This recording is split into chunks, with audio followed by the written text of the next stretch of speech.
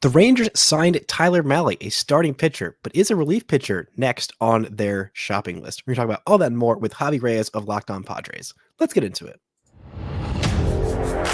You are Locked On Rangers, your daily Texas Rangers podcast. Part of the Locked On Podcast Network, your team every day.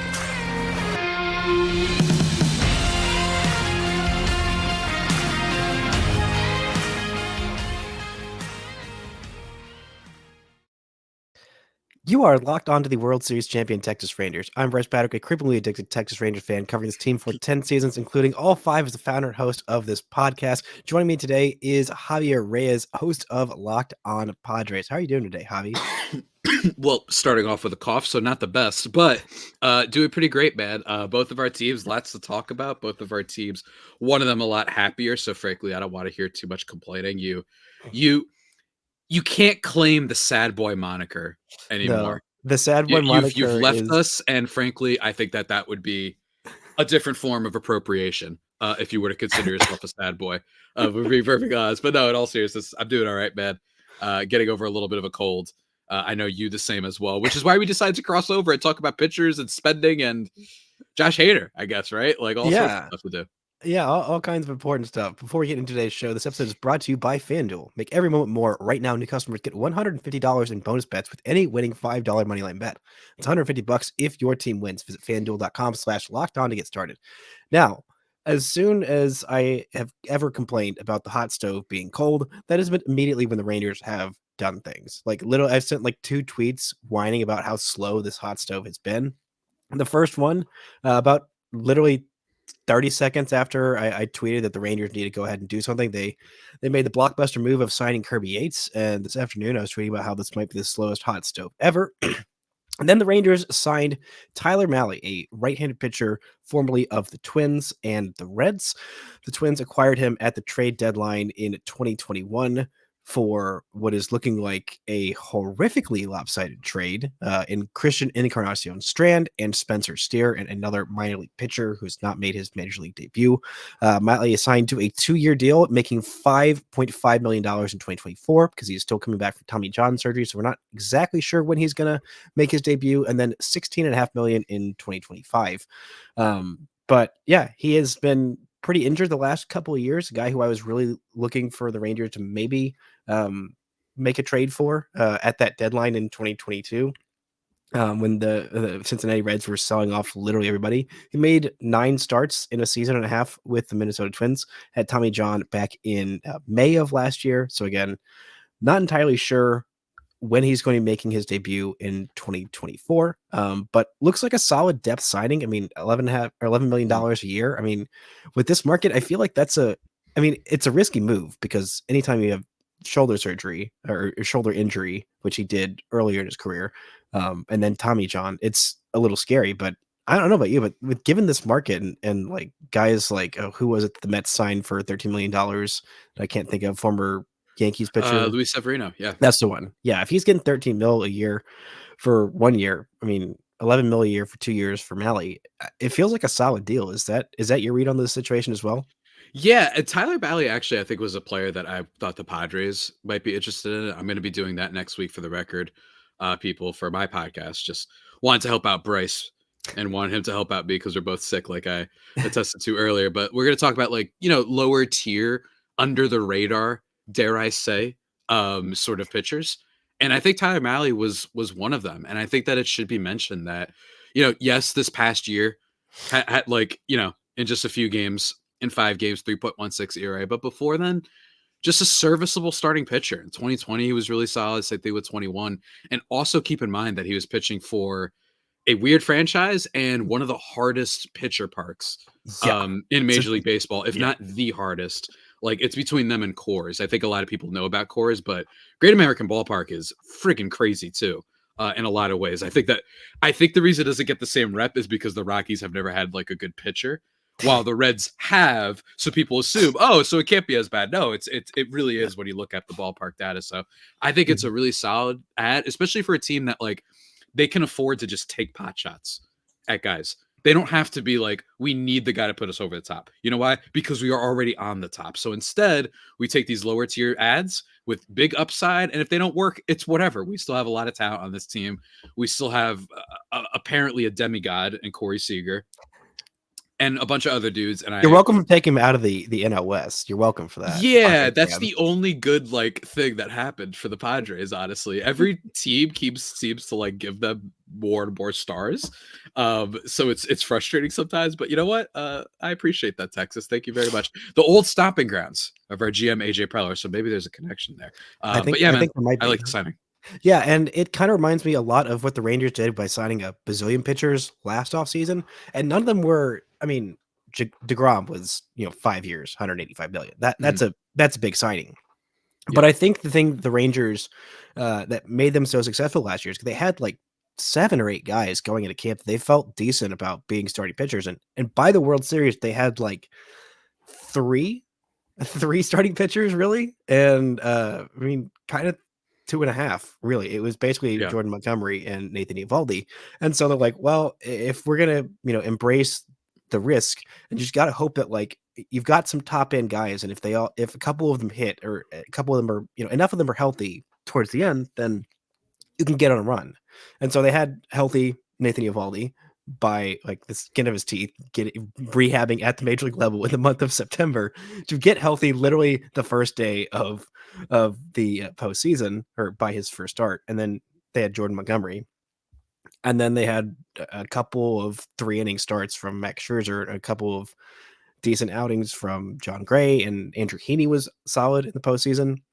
But it's like, let's go take a bunch of swings, 2-year deals on these guys, like Nate Eovaldi, who was like a 2-year, $34-ish million deal. Like, it was not that big a deal. And so just signing a whole bunch of them and saying, all right, we know some of these guys are going to get hurt. They are old.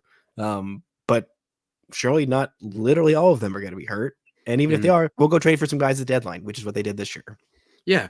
And I imagine that there's still some other guys, out there. I imagine that they could potentially maybe boost the bullpen a little bit. I don't know enough about the Rangers bullpen, but just if they're not. It was very bad. Yeah. Like 3 guys got on heaters in October. Yeah. That's what feels like kind of happened. Except like, well, it happened for the Diamondbacks. It was more like, yeah, that makes sense. The Diamondbacks have good relievers, while the Rangers, it's like, whew, thankfully, because let me tell you, as someone who was rooting honestly for the Rangers to win the World Series, that the Jose Leclerc, my mom screamed multiple times at the TV at him, like not making it way too scary. You know what I'm saying? So I think that might be a direction that they can solidify in. Then you hope to get anything out of Scherzer and whatnot. Scherzer's kind of your guys' Darvish right now. And I mean that in terms of the role. They're both old, obviously, and they're both battling a lot of injuries. And Darvish, but like both of them going on good stretches, even if it's only for like a month or two, wouldn't surprise either of us. Like if Scherzer starts off next year with like a low 3, ERA, like that wouldn't surprise me. The same thing goes for Darvish, so it's going to depend. Well, the thing is with Scherzer, I think a lot of people didn't realize this. I mean, working with pitching coach Mike Maddox, who was his pitching coach when he won 2 of his 3 Cy Young awards, maybe all 3 of them. I know it was at least 2 out of 3. Coming back and working with him was very, very helpful. I mean, he had 3.2 ERA in 45 regular season innings with the Rangers. Like, he was much, much better. He didn't get nearly played with a home run ball as much as he did with the Mets. Like, I think that also pitching on a competitive team was definitely helpful for a guy who is just the ultimate competitor out there. But yeah, I think this is definitely a strategy in terms of, signing a bunch of pitchers that do have some injury risk to the 2-3 year deals. I think that's definitely something that the Padres could try their hand at as well. But coming up, we're going to look at some of those more mid-tier free agents, including a lefty pitcher from each of our organizations that might make sense on the other team. Right after this, for more sponsors.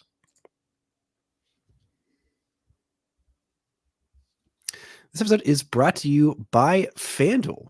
As the weather gets colder, the NFL offers stay hot on FanDuel. Right now, new customers get $150 in bonus bets with any winning $5 moneyline bet. It's $150 if your team wins. If you think about joining FanDuel, there's no better time to get in on the action. You can bet on. You said that we're not allowed to talk about the football team that was currently formerly recording by the team whose quarterback apparently is reportedly from certain conglomerates, including sometimes Bryce himself. Just he can't get it done. They're currently losing 28-0 to the Raiders before the second quarter is even over. So hopefully you didn't bet on that one team from LA, I guess is the way to put it. But hey, there's some really fun games this week. Jake Browning, all of a sudden a thing for the Bengals. Kind of fun story. Broncos Lions, I think, is a weird, like strangely interesting game. There's some good ones this week, and I think it's time to bet on the Bills over the Dallas Cowboys. They're due for a loss anyway, and I think the Bills are really good. Another team with a really good quarterback who sometimes gets mocked for weird reasons. So yeah, you can do that and bet on the Dallas Cowboys to win it all, just like the Texas Rangers did this year. Just all Dallas championships, everything. Go check out the Lions on FanDuel.com/lockedon and kick off the NFL season. FanDuel, official partner of the NFL. It's so funny. Like, Cowboys fans are fine. You know what I mean? It's just the Cowboys as an entity I hate. We've talked about this before, but anyway, sir. This is not Locked On Cowboys. No, it is not over there. Thankfully, I am talking about a championship organization, the Texas Rangers, who have lost in free agency so far. Could bring back. It might make sense for either of these teams. Jordan Montgomery, the lefty, who in 11 starts with the Rangers had a 2.79 ERA, was an absolute hoss in the playoffs and was basically the only pitcher on earth who could get out Yordan Alvarez, which was really fun and not at all super terrifying to watch. But is that a guy who you think makes sense for the Padres? I mean, they've lost so many innings in their rotation due to free agency. I don't know if they're going to bring back Blake Snell or Josh Hader, or who they just lost Seth Lugo as well to the Royals, who are spending money, which is kind of cool. Happy for them. Yeah, I thought it was adorable. I love that signing for the Royals. So I'm more in the minority, from what I've seen anyway, among Padres fans and media and whatnot, that I don't think the Padres rotation is that bad. I really don't. I think that. What does it look like right now? Because now it's Darvish, I know it's Musgrove, Darvish and Michael King probably, who they recently just acquired in the Juan Soto trade. I just think that they are in a position where there are worse guys to bet on than Yu Darvish to bounce back. As long as he's healthy, I think he could be great. And considering that he had his season shut down, a little bit earlier, he battled with injuries. He also struggled with the Padres when he was hurt. So this might just be an injuries guy. I'm just saying that it wouldn't surprise me if he's good. Musgrove is as reliable as they come. I like Michael King a lot. And then you get into the weird territory for sure. But I just don't think that it's like a DEFCON 1 or a DEFCON 4, I should say. I think they're more at like 2.5, 3, because there's still plenty of names out there. And remember, Padres fans, DEFCON 1 is actually the most. Is it? I keep getting it mixed up. It is. And the reason I know that is because I installed the DEFGROM rankings whenever I was tracking all of Jacob deGrom's injuries. Yeah, that's the only reason that I know that. I think I might still have. But you get my point, where it's like I'm concerned, but I'm not like at that level 1. Like, I think a team that should be at like red alert 1 is a team like the Red Sox, a team like the Orioles, like, especially considering the Orioles, the latter of the two, like, are really up there and being competitive. So they could absolutely go sign, which they won't because they're Orioles. But that's kind of what I'm getting at. Well, the Padres, it's like, I think they can take the similar tier of the Tyler Mahles. And one of the reasons I think that that's worth bringing up, one, their pitching coach, Ruben Niebla, is a king. He is a king slayer as well. He's just a guru. And I think that's worth bringing up, that this is the same freak out that people had about the Padres heading into the season. Now, don't get me wrong. They are losing Snell, or at least they might lose Snell. I don't want to, we'll talk about that in just a second, but like, last year, it was the same concern. And it ends up being the offense that was a problem, because they got a lot out of Seth Lugo. They made that risky signing and said, well, we want to bring you in as a starting pitcher. They did that with Michael Wacha, who was excellent, who's still out there as well. So I think that they could do that again. And if you have Musgrove and Darvish holding the fort, you get stuff out of Michael King. Not to mention they've got a lot more reinforcements in the minors now with pitching, whether that means that they want to bring them up or use them as trade bait to go get a proven major league starter. But Robbie Snelling, Dylan Lesko, and now Drew Thorpe from the Yankees. That's a nice like trinity of 3 pitchers to at least have in your back pocket, depending on how you use them. So I don't think that they're like, they need to go out and sign Snell, is basically where I want to end my point. I like Blake Snell a lot. It's weird. Some reports lately that are like the market on him is a lot cooler than people might have expected, that the price isn't as high I'm as people said. I'm not surprised because there are red flags There are that definitely red flags that with are Blake. loud. Mhm. And here's the thing. I think it all depends on your team situation. If you feel pretty good about what you have and you're not dying for a starting pitcher, Blake Snell would be awesome. Like, I think a Rangers, a team like that, I mean, obviously, but like the Rangers, it would be like, we are pretty content and we're pretty good. So screw it. We'll go get last year's Cy Young winner. A team like I don't know, like Mariners. I can't think of one off the top of my head right now. The Braves, teams like that where The Mariners like links were weird because like yeah, they need like 7 bats and yeah. Mhm. they just signed a guy with red flags coming off a Cy Young season that's a lefty, and that has not worked out for them in I Robbie think Ray. Robbie Ray's good though. I think Robbie Ray's good. It's just that he's not Mhm. a number one starter, but I think in their rotation, it's well worth the money. I really do. I know I might be Mhm. on the minority on that, but I think it depends on what your kind of situation is. If you have some backup plans, because it's true. Look, Blake Snell pitched behind one of the best defenses in the National League, literally a platinum glove winner in the outfield. You have the fact Which that he is walks so people. wild, I which know. is so wild. Um, literally, like, one of the better defenses, and not just in the National League, but the American League too. You have that behind him. He had a historically high walk rate. Really fun season, but can you count on him to keep missing that as many bats, especially with the walk rate and the fact that whenever he does reach this mark, he's been great, but like of only 180 innings, like once or twice, and the 2 times have been his Cy Young season, so he hasn't always been available. There are huge red flags with Blake Snell, and which is why I don't think that they should be the Padres, given the fact that they are, cutting back on payroll just a little bit while still spending a lot. I just don't think Snell would be the direction I'd go in. I'd rather take some pot shots of the Tyler Mahle tier personally. Yeah, and the thing I love about Montgomery, why I like I have said from the start, if because the Rangers could have gone into the season without making a single free agent signing, which sounds super cocky to say, but like they have the depth, especially in the lineup, to just let Mhm, Garver walk, and they might not have to sign a single like bat. They might sign mhm. like one backup outfielder, but like there's really not a huge need. But the only need was like just somebody that you know is going to be durable in your rotation, somebody you can count on for 150 to 170 innings. And Montgomery is that. Like Yeah. that's why I'm like, give him his money. Give him the money, please. Like feels like a very safe bet. He's a lefty, fits in the clubhouse. You know what he's like, and you like him. And he is a World Series hero, or at least an Mhm. ALCS hero. And like, go give him that bag because it makes sense. It makes just too much sense for it to not have already happened at this point. I will say, just to be a little devil's advocate, because that's what makes good radio, as they How say. dare you That's right. I'm advocate going for to be the devil's devil? advocate. I think that the idea of a safe signing is always, obviously, not always true. I think, in my opinion, I think obviously every signing is going to come risk with it. Shohei Ohtani comes risk with it. I'm a little bit mixed on the Montgomery thing because part of me is the Pablo Sandoval red flags, i.e., guy who goes absolutely nuclear in the postseason and then kind of gets a bag from it. Chris Taylor being one of the last ones I could think of. Solid player, don't get me wrong, but gets a little bit inflated because he did great in the playoffs. Montgomery has a little bit of that vibe. Doesn't strike out as many batters as I would like, but he can be really solid for you. I just Yeah. am wondering if the price point is going to get a little bit crazy because of this last year with the Rangers and the playoffs, as opposed to, I think the Cardinals is the only good move they made in a while when they traded for him. I thought that he was one of the more underrated starters in the league.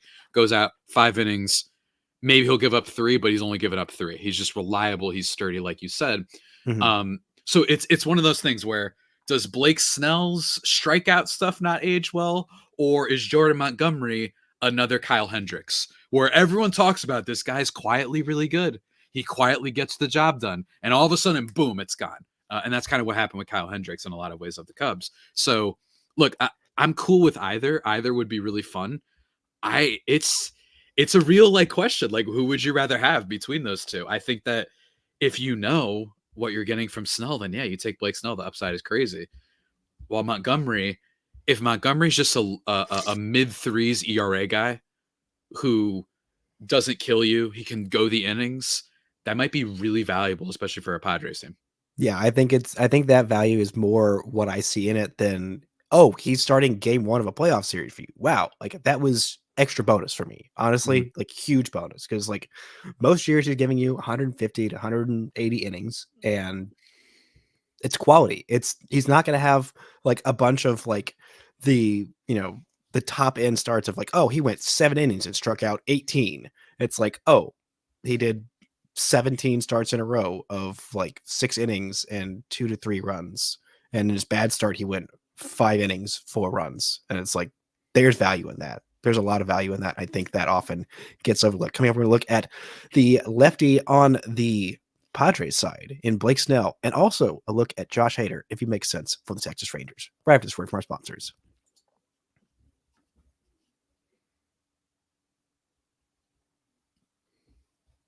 So early on in free agency, there was a lot of smoke, a lot of linkage, a lot of rumors that the Rangers were definitely favored to sign Josh Hader. And as we have gone on, and the Rangers' financial situation has gone less good. There's been issues with Bally Sports, which more issues Yeah. than usual. The Rangers are possibly missing out on $111 million if Bally decides to drop them. Diamond Sports, whatever conglomerate decides to drop them this year, which would be less good. And spending $20 million a year on a closer terrifies me. But Mhm. it seems like all indications are that if you're going to spend money on a closer, Josh Hader is a pretty good bet. Is that something you'd agree with?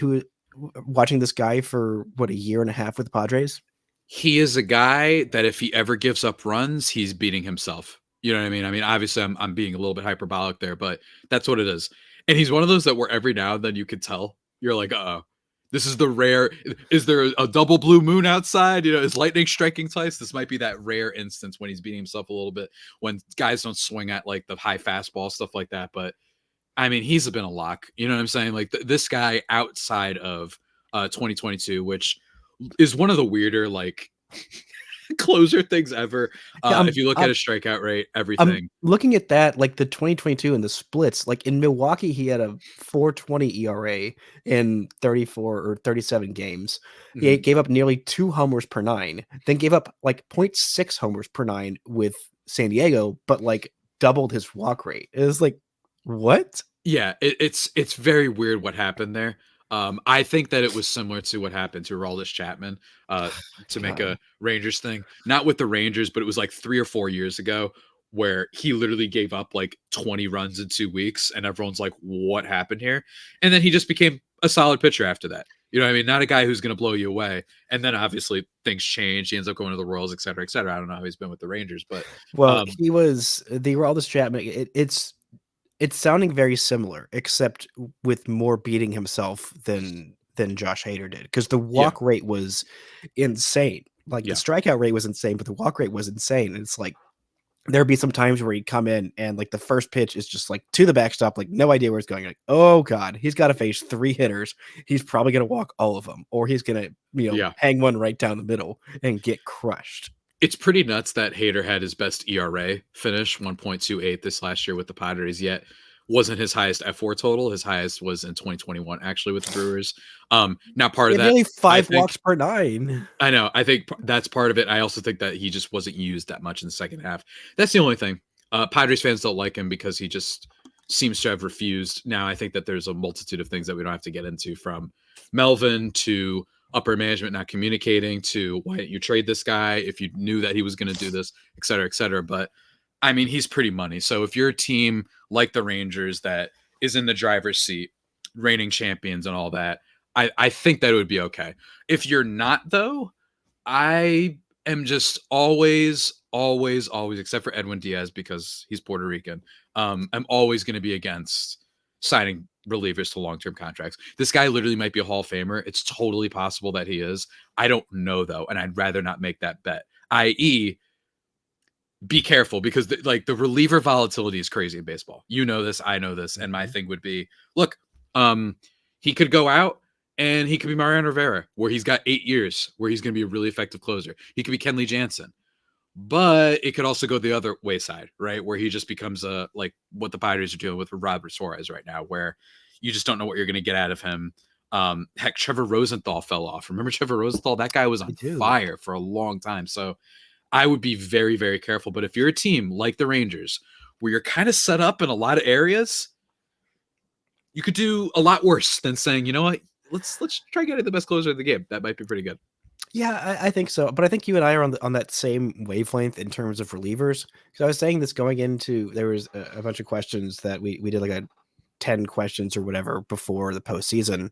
And one of the questions for like all the Locked On hosts are like, why is your bullpen good enough to win the World Series? Which the Rangers had a historically bad bullpen this year, like more blown saves than converted saves, like which has never happened for any team that's won like 90 games. Like it just has never been done. But the thing is, and I was proven very right by this Rangers bullpen. Shout out to Jose Leclerc and Josh Sports for making me look very, very smart. You just need a couple of guys to go on a heater for a month. Mm-hmm. And they did. And we've seen Jose Leclerc and Josh Sports at times look incredible, like absolutely incredible for stretches. And then times where they look bad. And you just need a couple of them to go right. So I would rather instead of spending $21 million a year on a closer, especially on like what'll probably be like a 5-year deal for this guy, I would rather go get, 3 guys for $7 million each, because one of them might not work out. One of them might get hurt. And then the last one might be really freaking good. And that's much better value than $20 million a year on one guy. That's just how I feel about relievers in general. It's like, they are all crapshoots, even the very, very good ones. Like, yeah. I think that a bullpen isn't as much of a crapshoot, like as a whole, like because we keep seeing that there are teams that have bad ones, but like individual, just like if we're picking one, yeah, that can individual relievers, individual relievers is tough. And I think that if you're a Padres fan, yes, losing him stinks. That's the area where I actually am more concerned for the Padres is the bullpen, because I think that you can look at certain things that the Padres just weren't lucky in when it comes to being clutch, all those sort of things, driving in runners, obviously, and the starting pitching. I still think they could redeem that. Even if you look at the numbers, I don't think that it was that fluky for the Padres. I don't think it was only them being bad bullpen in clutch situations. I think that they might just be not that great in general. So I'd be very careful of that. That does not mean I want to bring back Hader, though. I think that they need a genuine like retooling of that whole bullpen. For the most part, I don't really trust anyone there outside Cosgrove and maybe one or two others, Tom Cosgrove. So yeah, I'm for it. I just, bullpens, man. And another thing, if you're a Padres fan, past few years, they've been really good at putting together a bullpen despite not having a quote unquote closer sometimes. So what I mean by that is, first year I hosted the show, they lose Kirby Yates immediately. What happens? They had Drew Pomeranz, right? They had Drew Pomeranz and they had some other guys turn up for them. And then they have the year after that. Oh, well, we trade for Trevor Rosenthal. Well, you got to bring him back because he was on fire, right? He was great. Gets hurt. They dodge that bullet, and then they do Luis Garcia Mark Melancon. He ends up being great for the team. Then the year after, they do Luis Garcia and Robert Suarez. Robert Suarez and Luis Garcia were not good this year, but those previous years in 2022, they were very, very good. So I think you could put this together, and I trust management that they've been doing pretty good, all things considered, with their bullpen. So I wouldn't want to go for the Hader thing. Yeah, that makes a lot of sense. But one last thing before we get out of here, I do want to touch on, there was this article written in The Athletic by Ken Rosenthal talking about how it's so good for baseball that Shohei Ohtani is going to the big market of LA as opposed to the big market of LA. And I just think it's so silly. And I think it's so much better for baseball when teams like the Rangers and the Padres are trying, whether it works out or whether it doesn't. It's obviously easier to say that being on the end of it, that it did work out. Yeah. But it's just, I think it's just so much better for baseball having more teams in, non-traditional baseball markets that haven't, been the dynasties. Because like the Dodgers weren't always the Dodgers. The Yankees weren't always the Yankees. I mean, there was the 1908 Yankees before they had won 27 rings. And, what was them signing Babe Ruth, whatever it was, trading for Babe Ruth in 1912, whatever the heck it was. Like those teams become the juggernauts because they win, because their teams put forth effort. And the more teams that are doing that, the more teams that are going out and spending and making these big trades and these big swings, I think that's better for both baseball in general. Don't you? Look, I have a lot of thoughts on this. everyone, they can go check out my episode I did this week where Dodgers fans found it and helped it blew up just a tiny bit and got very mad at me saying, well, what's the difference between what the Padres spend versus the Dodgers? Like, that was okay when the Padres did. Well, yeah. The difference is that the Padres historically have been inept, incompetent, and they haven't spent at all. So it's a lot cooler, i.e. if, let's say, the New England Patriots got Trevor Lawrence, that would be infinitely less fun than the Jacksonville Jaguars. You know why? Because we saw the Patriots dominate for so long. We don't need to see them get another quarterback. Let someone else have a chance. I think from the good for baseball, I think that it depends on what you're talking about. I do. I think if we're talking about what would have been awful for the sport, I genuinely think if he stayed with the Angels, that would have been bad. I think this is the Billy Bean Moneyball thing. Where would have been really funny, though. There's rich, poor, 50 feet of crap, then there's us. I think it went, in terms of competency, like incompetence, like in terms of the worst, it would have been like, yeah, Dodgers and this, they're bad, but 50 feet under is the Angels. That would have been actually bad for the sport because while it is LA, it is a little bit smaller of an LA, almost like Clippers, Lakers, that type of thing, a little bit, to use another cross sports analogy. But but that's also in terms of, it's good in terms of ratings. I think people are front runners a lot of times in sports, not because they're all going to become Dodgers fans, because people want to tune in. Oh, that's a super team. Or they want to tune in to root against someone. Guess which Super Bowls were rated really highly? The ones with the Patriots in it, because people hate the Patriots and want to root against them. And I bet you the Cowboys are in it. There's a lot of Cowboys fans and people want to root against them. So I do think from having that villain, the Warriors thing was the same way. And especially considering that baseball, unlike football and basketball, it's harder to put it in a headlock where it's just a lock who's going to win the World Series every year. It's just not. Like, it's just not how the sport works. You do need to spend a lot, but it's not that way. So I think it's good from that perspective. But we need to stop having, especially media people, praise and do ratings watching because there's more to it than that. I think from the fan base perspective and fandom, it is not as fun. Look, all that matters is winning. Well, then why aren't the Rays like more of a beloved team? You know what I mean? The Rays have been as consistent as they come. Guardians too, to an extent. The Guardians had the highest winning percentage for any team from 2012 to 2019, I believe. Maybe I made those numbers up, but you get my point. They had the best win record. Guess what? They didn't get any more popular. You get more popular and more exciting by having stars. It's what people want to see. They want to see Bryce Harper at the ballpark. So from that perspective, that's why I thought it was worst was Angels. Down here, it was worst was Dodgers too. But then best, I think, would have been like a Cubs, a Giants, a Blue Jays, teams that haven't had that level in a long time. I'm discounting other teams because they would never spend, like a Baltimore. But I think it depends on what you're talking about. Ratings and people eyeballs, sure. I do think it'll help there. It's better than the Angels. But in terms of fans, what is fun, competitive balance, it isn't great to be in a sport where, and again, this is not even a Dodgers fault. I don't think Ohtani's a villain at all. I think it's great for him. I love that he said, I'm going to where I want to win. I don't want to waste my career. Maybe we should be mad at the Angels. Let's be mad at the Angels for making it that, hey, maybe if they were a little bit more competent, maybe he stays with the team that has Mike Trout. You know what I mean? Like maybe he does that. But they haven't been to the playoffs since, like, what was it, 2013 or whatever? It's been a while. Yeah. It's been a long time. So I think that I don't blame him at all. I think it will be fun. I do think that if you're watching them in the playoffs, Ohtani's going to have some cool moments that I think people are going to be really looking forward to. You already saw the World Baseball Classic. That was a blast. Yeah, so, absolutely. But all of this money to spend just to lose to the Rangers in the World Series, it's going to be a lot of fun to watch. Javi, thank you so much for joining me. Thank you all so much for tuning in. And until next time, don't forget to enjoy World Series champion Texas Rangers baseball.